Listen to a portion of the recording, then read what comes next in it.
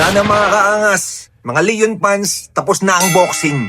Sa mga tropa ng RA fans at lalo mga fans nito ni Leon Kennedy, panalo na kayo. Nalik na nga sa wakas nito ni Aesthetic Gamer aka Das Golem, kasama na ang ibang mga gamers sa iba't ibang parte ng mundo, ang cover art ng non-deluxe edition ng Resident Evil Requiem. Imagine, wala pang December 11, meron na tayong cover art leak ng pinakihintay nating survival horror game next year. At this time, wala nang rumor-rumor. Tingnan nyo mabuti ang ilalabas ko sa screen. Pinatunayan yan, hindi lang ni Das Golem, pati ang ibang mga leakers at gamers na nag-pre-order kagaya nito ni Leon Lover 26 at neto ni Mr. Abdullah ng Middle East. Dahil itong mga pictures na pinapakita ko ngayon sa inyo ay mga sariling pictures na kinapture nila sa kailang mga camera para i-share sa mundo. Still, the question remains, Rosemary Winters nandito rin pala. Or baka naman ang iniisip ko, kagaya ng isang nag-comment sa atin na kaangas kagabi, baka naman ginagamit lang ni Leon yung alias Rose or alias Rosemary Winters. Sa tingin niyo ba mga kaangas? Or baka naman extra character si Rosemary as a 6-year-old child pero para kasing sobrang bata pa niya? Yan siguro malalaman na natin yan by December 11. Salamat Capcom sa pambibitin sa amin ha. Pinuyat na rin kaming lahat ng ilang buwan. Unlock na natin ng misteryo. Yun nga lang, Old Man Leon ito at hindi parang si Naked Snake na bulag at may eye patch. Bagan lang natin ng Game Awards this December 11 ha.